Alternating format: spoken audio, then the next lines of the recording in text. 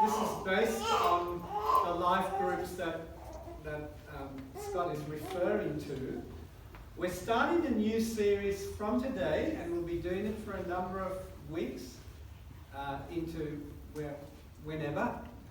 And I'm conscious of the time, and this is just going to be a brief introduction today, and we're going to take it up next week. But I just want to give you the reason why we are doing this series, because when I start talking about it, and when I share the first passage, you might start to think, oh, I've heard this before. You might start to think, oh, this is familiar ground for me. It's a familiar passage. I want to just remind us all why we're tackling this. So we're not just thinking, oh, well, we did Jonah for a couple of weeks, and now it's time for a new one, and so we'll do this. There's a reason for this, and here's the reason. And it is relevant to how we finished. So for 2 weeks we did the book of Jonah, and it is relevant to the very last verse in the book of Jonah, and it was a question that God asked Jonah. And David, if we can have the first slide. So just to refresh our memory, this is the end of the book of Jonah, and this is what God said to him. God said to Jonah, "And should I not have concern for the great city of Nineveh, in which there are more than 120,000 people who cannot tell their right hand from their left, and also many animals?"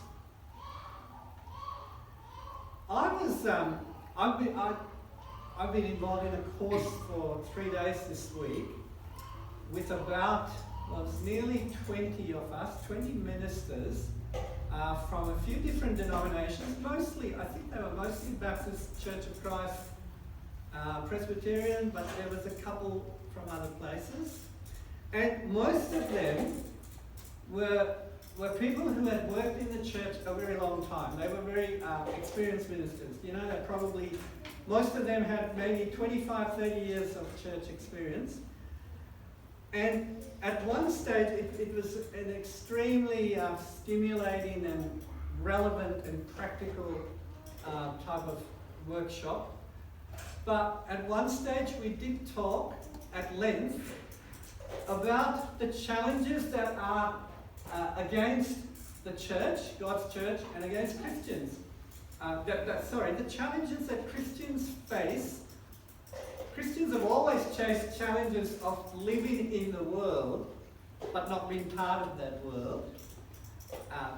But how that has intensified, and we're conscious of that in a whole lot of different ways, even in our own state, in our own country, and so on. But the discussion went to, here are people, and I think we're all the same, here are people that because we embrace God and faith in God and we embrace Jesus and we say Jesus is central and we all need to know Jesus and follow him,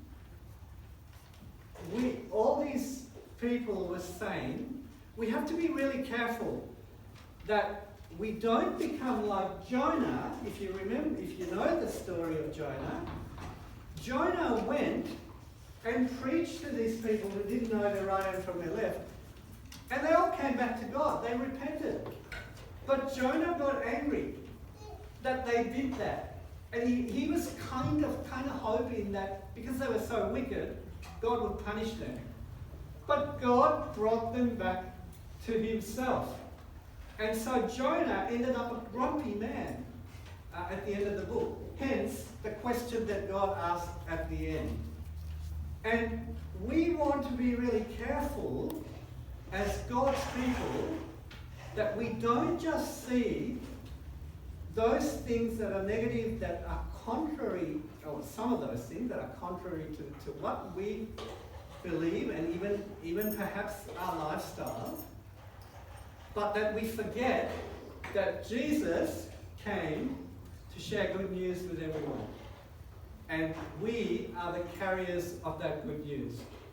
And so we don't want to be like Jonah. We want to be like God, who had to have concern, other versions would say compassion. God has compassion on this world, even on the people that might be very different from us. And so we are called to the Ninevites of our day. We are called. Jonah thought, here was apparently a wicked city, and God wanted Jonah to go and preach his message there. So we have to, that is our reality. For Jonah, his reality was, Jonah, go to Nineveh. And we kind of laughed about the story of Jonah in the last couple of weeks because God said to Jonah, go to Nineveh and preach to these people. And Jonah ran and went way to the other end of the world, to a place called Tarshish, which was in Spain, because he didn't want to face up to the reality that God was confronting him with. Our reality are the people around us and the world around us. We can sometimes, like Jonah, be tempted to go to Tarshish, but Tarshish is just a dream. It's not where reality happens for us. God is calling us to Nineveh. God is calling us to the world around us to take his good news, the good news of Jesus, to that world. So, I just want to make 3 quick points, and then we're going to fill these out in the next number of weeks. So the first point, next slide please, David. Everyone, just about everyone who's been to church knows that at the end of the Gospel of Matthew, this is the last thing that Jesus says at the end of the Gospel of Matthew. We know it well. Therefore, go, Jesus says to his disciples, go and make disciples of all the nations, the peoples, the ethnic groups, baptizing them in the name of the Father and the Son and the Holy Spirit. Teach these new disciples to obey all the commands I have given you, and be sure of this, I am with you always, even to the end of the age. So, just to remind us all that the word disciple is the same. So, the word that's used for believers changes in the Bible at different times, or there's a few different words used. So, disciple and Christian, which incidentally is not used much at all. It's only used about 3 times in the Bible, Christian. And it kind of was used as by those who were not Christians, a little bit as it was a kind of a nickname, but probably a tiny bit derogatory also. So Christian wasn't used that much, but disciple was used, believer was used, and believer in the sense of meaning one who is faithful, or one who is full of faith. That's what believer means. The word saints are used, and also brothers and sisters, or brethren. Those are the words that refer to us, to the followers of Jesus, to disciples. So what is a disciple? Now this is, you're going to read this, and this is a really hard-hitting kind of, probably a kind of a confronting couple of things that Jesus is saying here. But it's very comprehensive, so let's have a quick look at it. John, next slide please. So, in John 12, Jesus says, I tell you the truth, unless a kernel of wheat is planted, we've been talking about the community garden, we've talked about gardens a lot today, planted in the soil and dies, it remains alone. But its death will produce many new kernels, a plentiful harvest of new lives. Those who love their life in this world will lose it. Those who care nothing for their life in this world will keep it for eternity. Now, can I just say just a qualifier? Jesus is not saying care nothing for your life in the sense that we ignore ourselves and ignore our bodies and do what we like. Okay, it's actually the very contrary to that he's saying. But when he says care nothing for our lives, in the sense that we don't live for ourselves. We don't put ourselves first. Those who care nothing for their life in this world will keep it for eternity. Anyone who wants to serve me must follow me, because my servants must be where I am, and the Father will honor anyone who serves me. There's lots. We could fill out what is a disciple in many ways, but that is one fairly comprehensive one. A disciple is someone who kind of dies to themselves so that God can remake them after the life of Jesus. We die to ourselves and we get a new life in Christ. That is a disciple. So, the other point, and this is where the series is particularly focused, that we're doing in this next month. The other side of that is that these disciples that Jesus is talking about, are disciples every day of their lives. Every day and in every way. Every day and in every way. So, let me just, and I think some of you, I'm from a kind of I'm a baby boomer, and there's a number of baby boomers here, and there's quite a number of people who are younger than the baby boomers.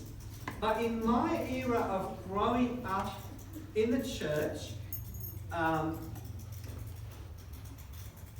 this is generally, and I know I'm generalizing, but this is generally the way I heard that verse about go into all the world and make disciples. So we knew that it was important.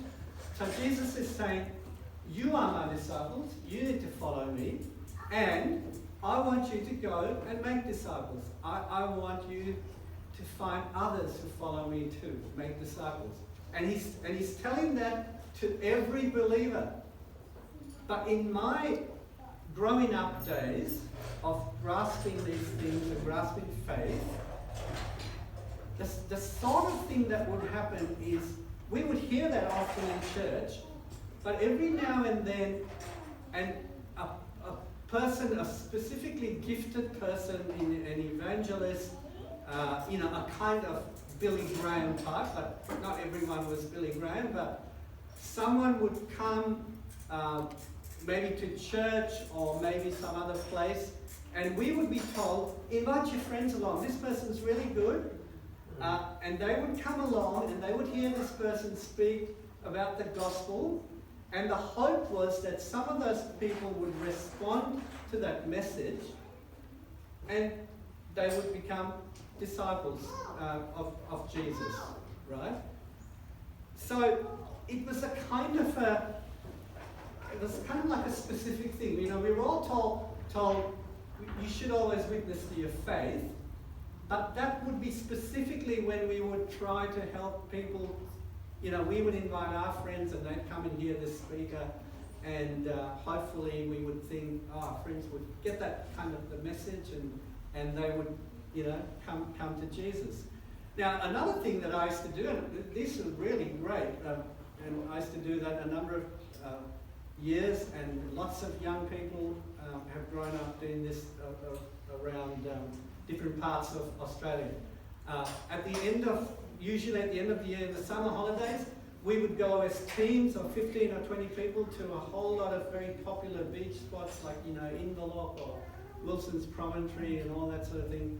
And we would spend about 10 days, and we would basically set ourselves up and try to make contact with holiday goers and young people and try to share our faith with them.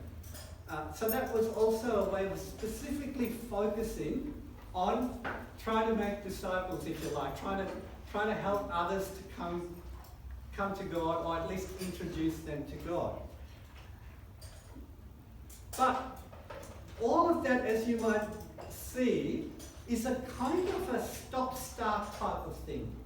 Okay, we're all told this is really important, but it's sort of like it happens now and then, and let's face it, most of us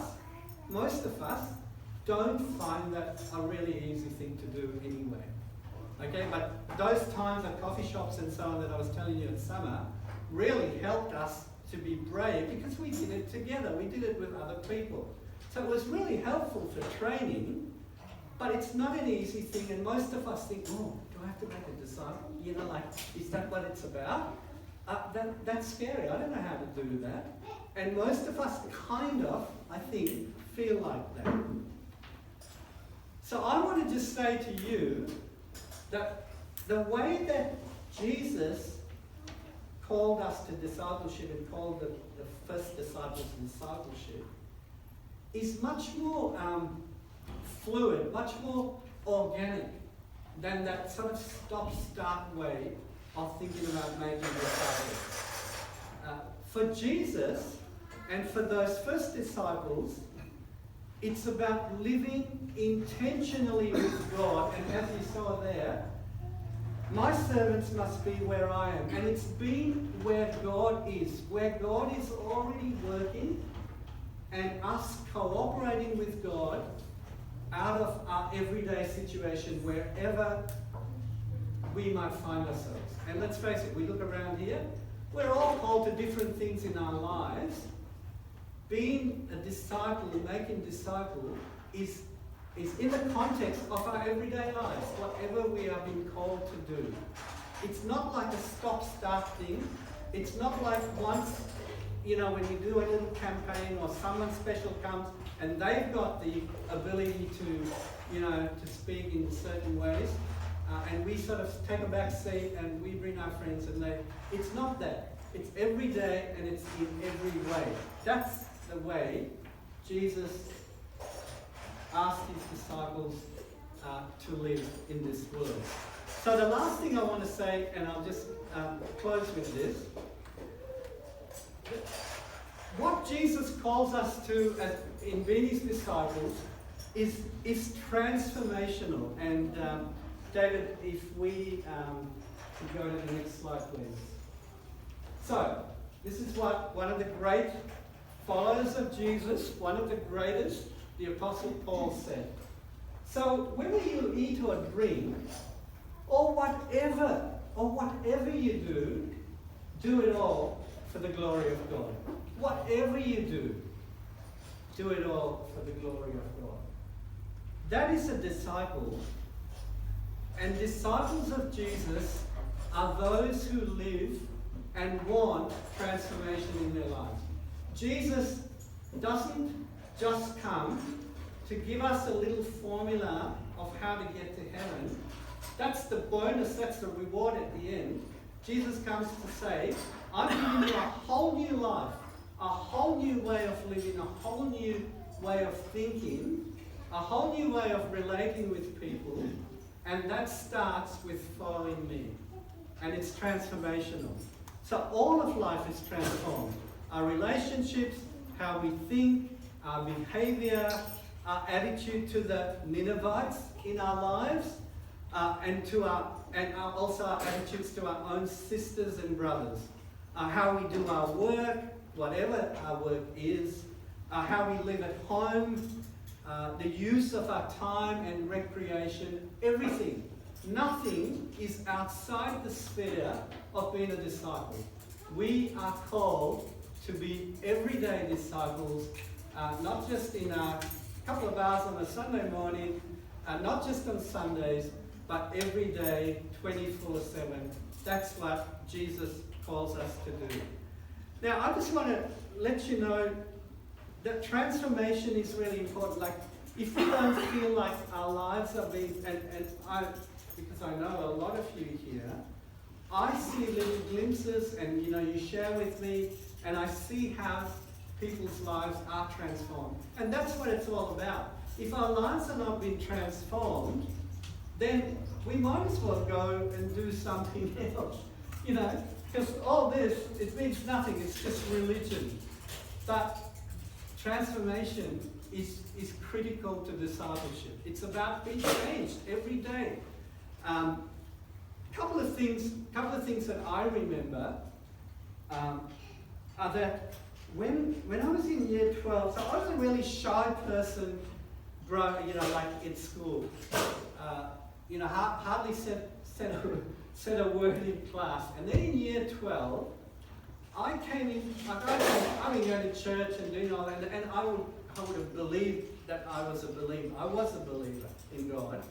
But in year 12, a whole lot of things happened, and my faith became much more vibrant.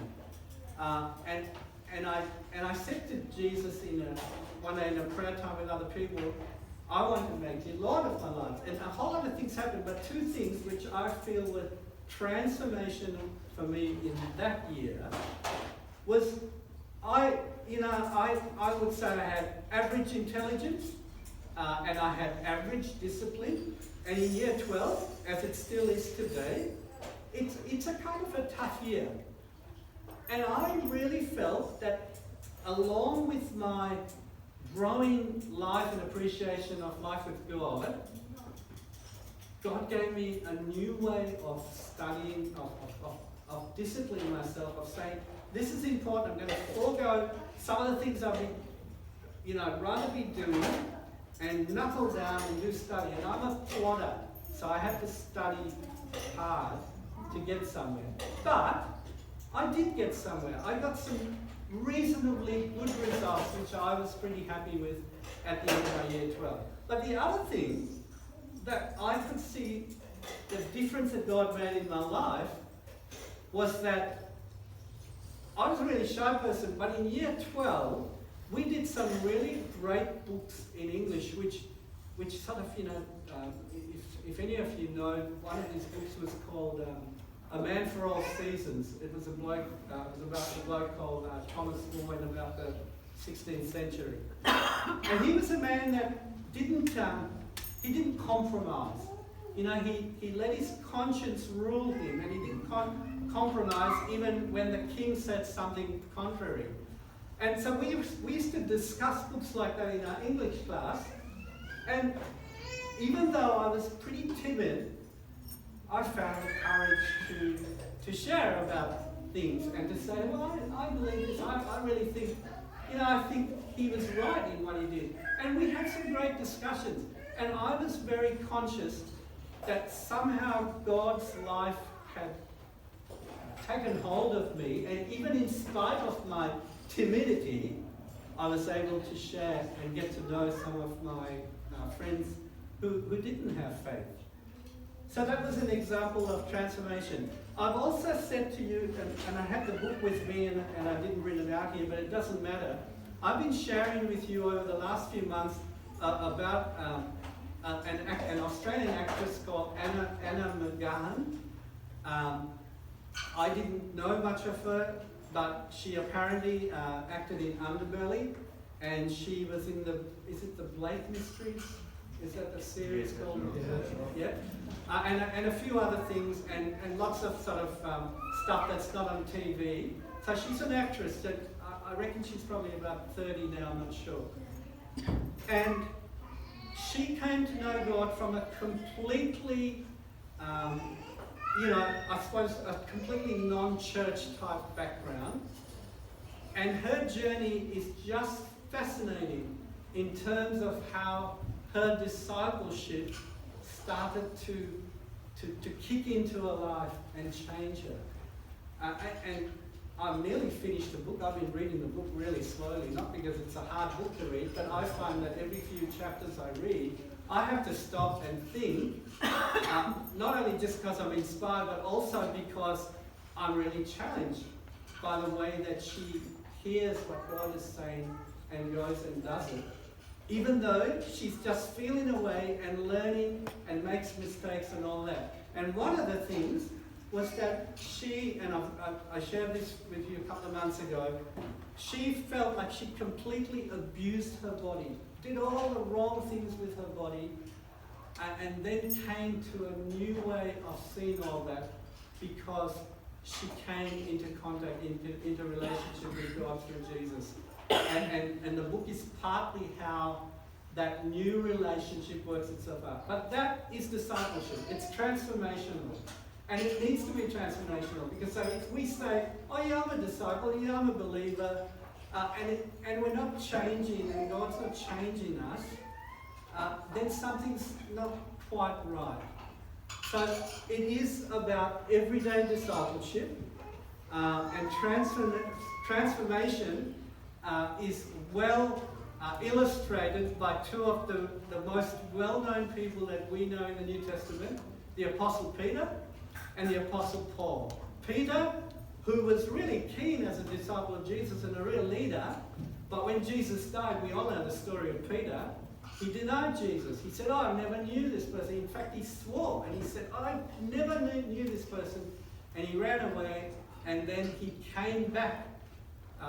He realized what he'd done. He came back, and he became one of the great leaders of the new church. And his story is in Acts. The Apostle Paul, we know about his story. He was killing Christians, persecuting them because he felt like they were wrong and his religion was right. And then Jesus met him on the road to Damascus.